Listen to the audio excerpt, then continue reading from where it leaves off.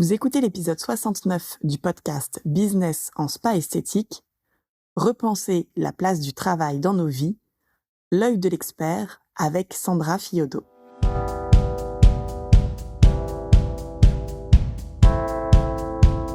Bienvenue sur Business en spa esthétique, le premier podcast du secteur du spa et de l'esthétique en France. Je suis Tiffaine Modeste, la créatrice et directrice d'Expertise Spa Bien-être, et avec mon équipe, nous accompagnons les professionnels du spa et de l'esthétique qui veulent réussir. À chaque épisode de ce podcast, je vous propose de découvrir les meilleures astuces que j'ai mises en place au cours de ma carrière et qui m'ont permis d'atteindre le 1 million d'euros de chiffre d'affaires, les outils que je partage avec nos clientes et leurs histoires de réussite, et les témoignages des grands acteurs de notre secteur.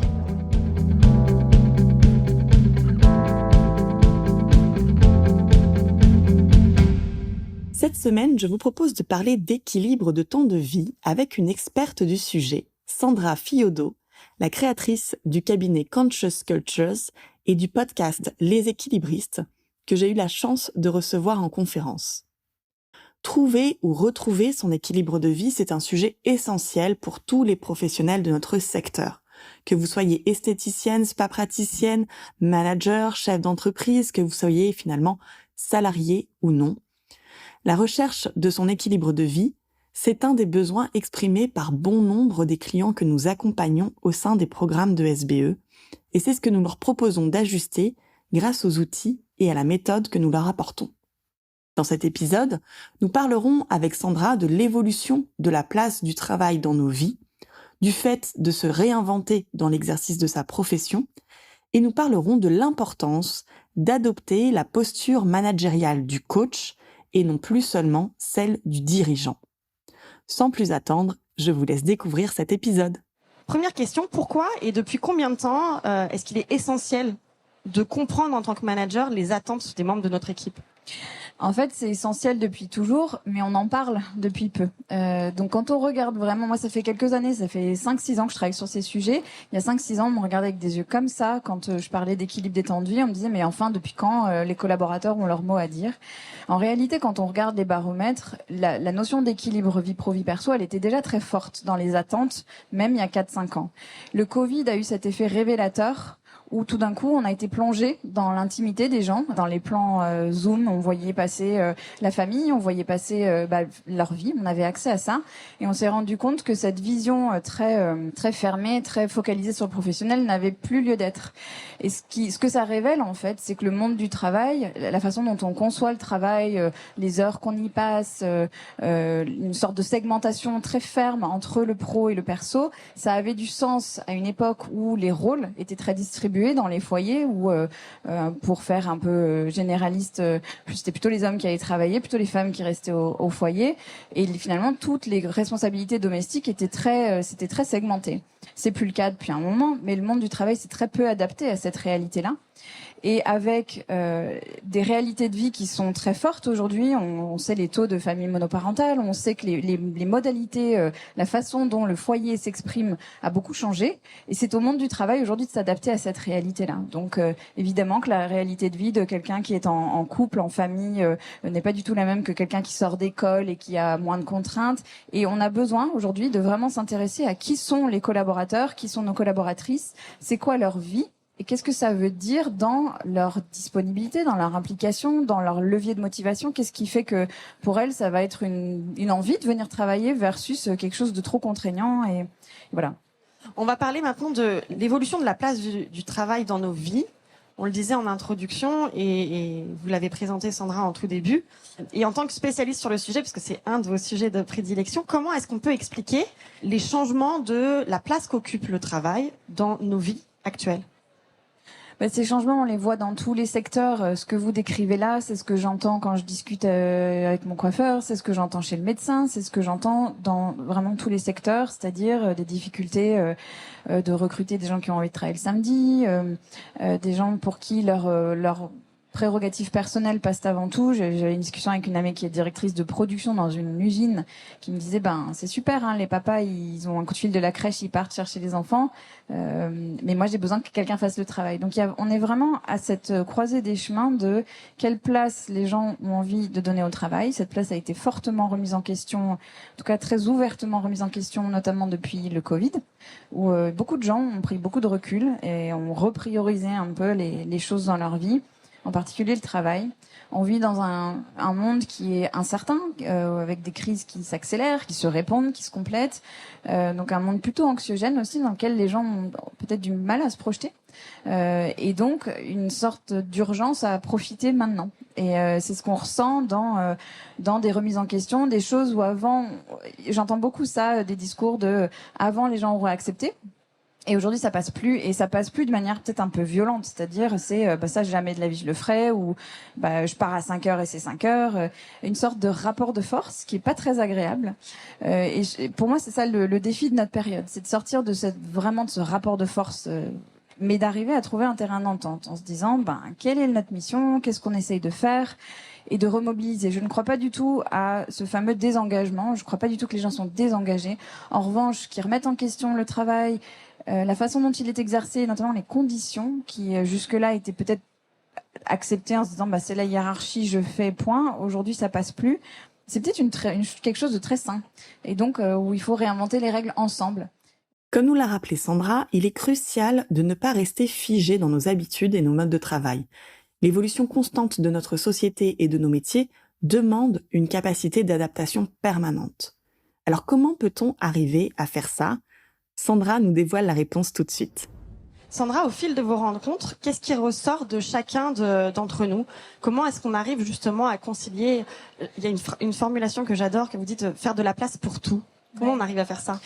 En se connaissant, en apprenant à se connaître, en étant de plus en plus au clair avec ce qui est important pour soi. Et c'est les ingrédients dont je parlais tout à l'heure. Hein. Et ces ingrédients-là, ils changent en fonction des saisons de la vie, en fonction des événements de la vie. Donc c'est être assez clair. C'est marrant, j'ai échangé hier soir avec une amie qui me disait ça allait pas très bien il y a quelques semaines. Je m'étais rendu compte que tout ce qui m'apporte de la joie, je l'avais laissé de côté parce que j'étais dans le tourbillon, etc. Donc c'est pouvoir dire, et moi j'ai plein de clients en coaching qui savent pas répondre à ça, c'est pouvoir dire qu'est-ce qui te fait du bien, qu'est-ce qui t'apporte de la joie, de quoi tu as besoin en fait vraiment au quotidien. Donc les gens qui se sentent à l'équilibre, ils ont ça assez clair en tête. Ils acceptent aussi que ça n'est pas parfait. On est aussi dans une société d'image. Instagram n'aide pas du tout à se dire c'est normal. Donc le bazar et les déséquilibres, c'est la norme. L'inconfort, c'est aussi la norme. Donc on peut pas être tout le temps dans une idée de tout est sous contrôle. J'arrive à accorder du temps à tout. Il y a des phases où on est très déséquilibré et ça fait partie de ces oscillations et de ces vagues tout à fait normales de la vie. Mais voilà, je crois que vraiment, plus on avance aussi, une bonne chose à développer, c'est la connaissance de soi et une forme de compassion aussi pour soi. C'est très lié, hein, mais d'arriver à se dire, je fais déjà du mieux que je peux, c'est déjà super bien, et de s'accorder la même gentillesse qu'on accorde en général à ses bonnes amies. Être sympa avec soi, c'est déjà bien aussi. Je vais jeter maintenant un peu un pavé dans la mare. J'aimerais qu'on se questionne sur est-ce que le télétravail est possible dans notre secteur, parce que je rebondis sur on est dans un métier de service où on travaille avec ça, donc faire du télétravail et ça peut paraître complètement différent, et vous aussi Sandra, vous en parlez comme le télétravail c'est un des outils qui peut aider à redonner une nouvelle dynamique et un nouvel espace de travail dans nos vies. Vous citez d'ailleurs une étude qui dit que 92% des salariés aspirent à davantage de flexibilité dans l'organisation des journées. Donc moi, je fais le raccourci avec la question du télétravail. Est-ce que vous avez des pistes de réflexion en ce sens ? Est-ce que peut-être il faut qu'on se réinvente complètement dans notre façon de pratiquer notre métier d'esthéticienne ou de praticienne ? Effectivement, dans flexibilité, il n'y a pas que le télétravail. Dans la flexibilité, on peut imaginer plein d'autres choses. La flexibilité, c'est sortir d'un cadre un peu figé sur on est au travail de telle heure à telle heure et puis après on est en dehors du travail de telle heure à telle heure. Donc la flexibilité, ça peut être s'absenter un temps dans la journée pour aller s'occuper d'un rendez-vous. Il y a 1000 façons d'imaginer la flexibilité. Pour ce qui est du télétravail, c'est intéressant, plutôt que de raisonner au niveau poste, c'est de raisonner au niveau des missions. Et de se dire, dans un poste, il y a peut-être 80% des missions qui ne peuvent pas être télétravaillées, puisque par définition, vous êtes en contact avec une clientèle. Et il y a des missions qui peuvent être télétravaillées. Effectivement, là, je relisais ce matin une étude de Welcome to the Jungle sur les recrutements et qu'est-ce qui donnait envie. Il y a très peu d'offres de postes qui parlent de la flexibilité et du télétravail, alors que c'est une énorme attente. Donc ça, c'est un levier intéressant à exploiter et d'en parler de manière finalement assez concrète, c'est-à-dire telles missions peuvent être télétravaillées ou tant de jours ou tant d'heures, etc. Les gens attendent ça. Et voilà, et d'avoir une réflexion plus fine que à l'échelle d'un poste en se disant non, ça c'est pas pour nous, d'arriver au niveau en dessous, quoi. Dans notre secteur, bien que certaines tâches nécessitent une présence physique, comme les soins en cabine bien évidemment, d'autres missions peuvent tout à fait être réalisées à distance. Par exemple, les missions de community manager ou tout le temps de préparation de sa semaine de rendez-vous avec les clients en soins. Bien sûr, cela ne représente pas la majorité du temps et cela reste anecdotique, mais j'aime beaucoup à réfléchir et aider les managers à réfléchir sur ce champ des possibles. En tant que manager, de quelle façon pourrais-je réinventer les fiches de poste ? Cela peut être un bon exercice à faire avant de préparer son recrutement. Quelles sont vos observations actuelles sur le recrutement ? Côté manager et peut-être aussi côté salarié. Ouais, moi j'interviens sur la partie média, donc pas la plateforme de recrutement. En revanche, ce qu'on voit, mais c'est ce qui a été évoqué ce matin, c'est ce que j'entends rien qu'en discutant assez rapidement, c'est la difficulté de recrutement, des cycles de recrutement qui sont beaucoup plus longs, une sensation, je parlais tout à l'heure de rapport de force, mais une sensation de rapport de force qui est inversée. C'est des choses que j'entends dans plein de secteurs, dans le secteur de la santé aussi, on a ce genre de choses avec des candidats. Finalement, c'est fou parce qu'on a presque le miroir. Il y a quelque temps, on entendait les candidats se plaindre d'entreprises qui rappelaient pas, où ils n'avaient pas de nouvelles, etc. Et là, c'est l'inverse. On entend des entreprises dire non, mais il me rappelle même pas, je lui propose un entretien, j'ai même pas de nouvelles. Enfin, des choses un peu, on se dit, oh, c'est fou. Donc il y a quelque chose qui est tendu. Il y a un chiffre que j'ai lu là qui dit cette inversion du ratio, c'est-à-dire que pour je vais le faire à l'envers. Et pour une offre d'emploi, on a 0,88 candidats maintenant. Donc c'est-à-dire qu'on a moins de candidats, alors qu'avant on avait, vous mettiez une offre, vous avez plein de candidatures. Donc il y a un ratio qui s'est totalement inversé. Donc ça revient, en fait, on en revient vraiment à cette question de à qui je m'adresse. Je vais pas attirer des personnes différentes avec la même offre d'emploi. Donc si je cible une certaine typologie de candidats ou de candidates, il faut vraiment que j'aille m'intéresser à qu'est-ce qui motive ces personnes-là. Qu'est-ce qui fait qu'elles ont envie de travailler ? Qu'est-ce qui fait qu'elles n'ont pas envie de travailler ? Enfin, d'aller vraiment assez finement dans leur psychologie, dans leur façon de vivre, dans les leviers de motivation, et pas faire quelque chose de standard comme on a pu le faire, où ça passait avant parce que justement on avait plein de candidatures dès qu'on mettait une offre d'emploi. Donc ça demande un exercice de finesse, mais qui finalement rend les choses beaucoup plus intéressantes, à mon sens, c'est-à-dire où on est vraiment dans une rencontre, dans un échange, et c'est ce qu'attendent les gens. Et d'ailleurs, c'est ce que vous évoquez toutes les deux, c'est cette notion de lien humain, de gens qui vont faire attention à vous, qui vont se poser des questions sur qu'est-ce qui va vous permettre de réussir aussi. Donc c'est un beau défi, à mon sens. Sandra, qu'est-ce que vous recommanderiez à un spa manager ou une gérante d'équipe pour faire un recrutement aujourd'hui qui soit percutant et qui soit efficace? Je rejoins ce que je partageais avant, c'est-à-dire une compréhension de qu'est-ce qui va motiver les personnes qu'on cherche à attirer. C'est aussi simple que ça. Tu as évoqué plein de choses, mais cette notion de formation, elle revient beaucoup. Et d'ailleurs, tu as parlé de développement personnel. Donc ça va même au-delà de la technique, des formations, de savoir-faire. C'est aussi, il y a une attente d'épanouissement au travail. On parle de crise de sens, on parle d'avoir besoin d'être en cohérence avec les valeurs. Donc les gens cherchent une expérience humaine. Ils cherchent pas simplement un travail, ils cherchent pas un poste, ils cherchent vraiment quelque chose où ils vont pouvoir se développer en tant qu'humain. Donc ça veut dire aussi proposer des choses qui permettent on voit bien l'essor du coaching dans les entreprises. Il y a vraiment cette volonté de plus dire je ne viens qu'avec ma casquette de professionnel, je viens avec tout ce que je suis. Et donc j'ai besoin de nourrir tout ce que je suis aussi au travail. Donc ça c'est important à prendre en compte.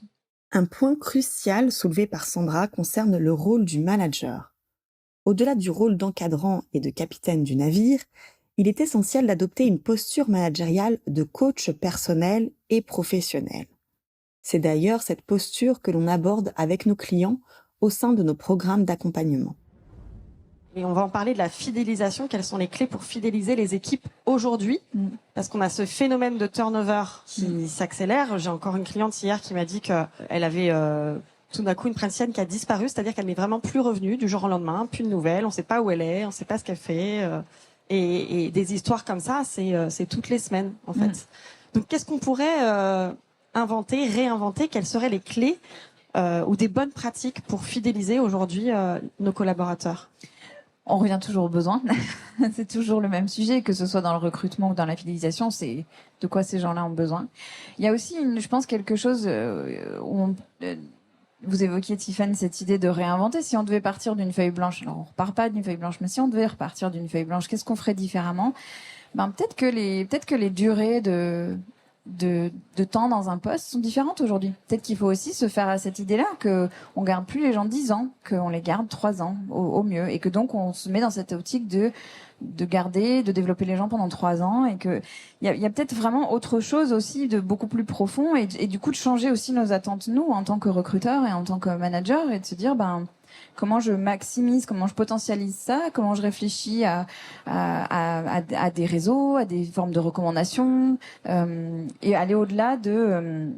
En fait, il faut absolument sortir du rapport de force, il faut absolument sortir du je comprends pas, ça me heurte, parce que c'est ça la réaction quand on a quelqu'un qui part ou qui répond pas, ça braque quoi. On se dit mais enfin qu'est-ce que c'est que cette façon de faire, et il faut absolument qu'on arrive à sortir de ça et arriver sur un terrain d'échange et qui suppose de comprendre les personnes en face et de comprendre comment ils se projettent, qu'est-ce que ça veut dire. Et puis après, il y a des phénomènes aussi de vie, quoi, où les gens sont beaucoup plus mobiles qu'avant, donc s'implantent moins qu'avant. Et vous parliez du fait de développer les individus, de s'attendre à ce qu'ils peuvent rester peut-être 2-3 ans et on sera très content. J'ai une cliente qui me racontait qu'elle avait mis énormément d'énergie dans la formation, dans le développement de son équipe. Elle les a envoyés dans toutes les formations techniques dont elles avaient besoin. Elle les a accompagnés sur leurs compétences commerciales, sur la vente. Elle leur a donné des événements de team building pour qu'elles se sentent fédérées. Et en fait, toute son équipe, là, il y a un mois, toute son équipe est partie et elle a dû reconstruire une toute nouvelle équipe. Et elle m'a dit, en fait, ça, l'engagement que j'ai eu pour développer les individus, ça, je veux plus le faire. Mais alors ça interroge beaucoup cette histoire, parce que ça veut dire qu'il y a un énorme décalage entre ce que ces personnes-là attendaient et ce qu'elles leur proposaient. Et souvent, on se retrouve dans ça, mais c'est vrai dans toutes les relations, hein, on se dit je vais donner ça parce que je pense que c'est ça qui va plaire à cette personne. Mais en réalité, c'est pas du tout ça dont elle a besoin ou dont elle a... Je vous donne des exemples. Moi, j'interviens beaucoup sur les questions de parentalité aussi en entreprise, et puis j'ai parfois des gens qui me disent on s'intéresse aux parents, on va faire toute une série de conférences sur la parentalité, sur telle chose. Je me dis, mais c'est à côté de la plaque. C'est pas ça qu'attendent les parents. Les parents, ils n'attendent pas une conférence sur la parentalité. Ils attendent qu'on leur fasse pas les gros yeux quand ils prennent un jour enfant malade ou quand ils quittent le travail à 1h pour aller chercher leurs enfants. C'est ça qu'ils attendent. C'est des choses finalement assez simples. Et j'en reviens toujours à mon histoire de besoin. C'est vraiment ne pas présupposer qu'est-ce qui va plaire, qu'est-ce qui va engager, qu'est-ce qui va motiver, mais aller demander. Là, je sais pas comment ça s'est passé, j'ai pas les détails, mais ça aurait été très intéressant de faire un échange de qu'est-ce qui fait que tout le monde a eu envie de partir. Il y a certainement un gros décalage entre les attentes et ce qui est donné, quoi. Oui, mais c'est surtout aussi la question de l'énergie en tant que manager. Oui, parce que moi en tant que manager, j'ai donné de l'énergie, et j'ai formé, on m'a dit de former, donc j'ai formé. Oui, il s'est passé ça, donc plus jamais je le fais. Mais quand on donne de l'énergie qui répond pas à un besoin, enfin, je connais pas les détails, mais il y a une vraie question aussi de comment je me préserve. Ça, c'est un tout autre sujet, mais l'équilibre vie pro, vie perso des managers et des dirigeants, c'est autre chose, hein. C'est le cordonnier mal chaussé, je fais tout pour mon équipe et moi, je me sacrifie. Ça, c'est le gros risque aussi, hein. J'entends beaucoup ça. J'entends, moi, je fais la rustine, je fais tampon pour que tout le monde puisse être bien, et puis c'est qui la variable d'ajustement? C'est moi. Donc, il y a un vrai besoin de redéfinir aussi la mission commune, d'engager les gens autour de qu'est-ce qu'on fait là ensemble, en fait. On n'est pas une somme d'individus, on est un groupe. Et parce qu'on est un groupe, on a quelque chose en commun à faire, et parce qu'on est un groupe, on peut compter les uns sur les autres aussi. Donc il y a une énorme réflexion à mener autour de ça au sein de vos équipes, autour des valeurs, autour de qu'est-ce qui fait que ces gens-là sont là, réunis ensemble. Sandra, si on devait retenir une information clé pour résumer ce mot de la fin, quel serait le message que vous souhaiteriez passer à nos professionnels de notre secteur ? Ce serait vraiment ce message de se dire, ayez des échanges avec les gens. Enfin, vraiment rentrer dans cette posture d'empathie. L'empathie, ça veut pas dire tout passer, tout céder. Ça veut vraiment dire aller comprendre qu'est-ce qui va motiver, qu'est-ce qui va. Et n'ayez pas peur d'être créatif. On est dans une période qui invite à ça, qui invite à réinventer des règles, à trouver d'autres façons de fonctionner. Moi, j'ai échangé il y a pas longtemps avec quelqu'un qui me disait, un fonctionnement dans un salon de coiffure. Il y a aucun problème pour travailler le samedi parce que chacun a pu choisir son jour dans la semaine. En fait, les gens ont envie de pouvoir contribuer. Les gens ont envie de pouvoir être partie prenante dans les choses. Et vous avez finalement un rôle qui est pas simple, qui est celui à la fois de cadrer et en même temps d'être très ouvert à la conversation et très à l'écoute de ce dont les gens ont besoin. Mais c'est un défi qui est passionnant. C'est ce qui rend le métier d'autant plus intéressant. Donc il y a vraiment cette idée d'aller comprendre, d'aller vraiment comprendre qu'est-ce qui se joue. Et le conseil qui est corollaire à ça, c'est de redéfinir absolument, d'être très clair sur quelle est la mission commune. Vous réunissez des gens dans une équipe. Qu'est-ce que vous allez faire ensemble? Et c'est pas juste prodiguer des soins, c'est qu'est-ce que vous avez envie de contribuer à créer. Et en donnant en laissant les gens prendre part finalement à cette mission-là, il y a des capacités d'adaptation, de proposition qui se libèrent, qui s'ouvrent, qui sont phénoménales. Partir du principe que les gens ont envie de bien travailler, c'est quand même vraiment ça. On le voit quand on a un peu de mou, de possibilité de s'exprimer, de proposer des choses, il y a des choses qui se débloquent. Donc vraiment avoir cette réflexion beaucoup plus globale et pas s'isoler, parce que c'est aussi un grand risque. J'imagine que c'est aussi des risques vous voyez vous dans la profession, mais ce risque d'isolement du manager ou du dirigeant.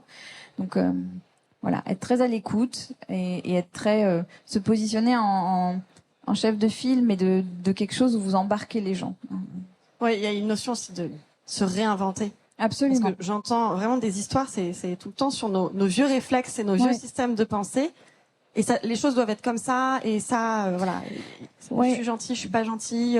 Ça c'est acceptable, ça c'est pas acceptable. Non, on est dans une période où on peut le voir soit comme j'ai plus les recettes, j'ai plus les clés. On peut aussi se dire je vais les inventer. Je vais les inventer à l'aide de mon équipe. C'est pas à moi de tout gérer, c'est pas à moi de tout régler. Je suis là en capitaine de navire, mais vraiment se laisser cette liberté d'être créatif dans les solutions à trouver. Il y en a des tas. Et ça, c'est quelque chose aussi. C'est peut-être vous connecter entre vous. C'est vous donner des bonnes idées. Ça, c'est toujours génial. Quand on entend des choses intéressantes et vertueuses qui sont mises en place ailleurs, ça donne des idées, ça donne de l'inspiration aussi pour son propre business. Je remercie encore Sandra pour cette conversation et je vous invite à découvrir son podcast Les Équilibristes qui est disponible sur toutes les plateformes d'écoute. Quant à moi, je vous retrouve la semaine prochaine pour un nouvel épisode. Si vous aimez ce podcast, rendez-vous sur le site Expertise Pas Bien-être pour découvrir les cours et le programme d'ESVE qui ont déjà aidé des milliers de gérants, managers et leurs équipes à développer leurs compétences et les performances de leur business. N'oubliez pas de vous abonner au podcast dans votre plateforme d'écoute préférée et de nous partager votre avis. Cela nous aide énormément. Merci et à la semaine prochaine.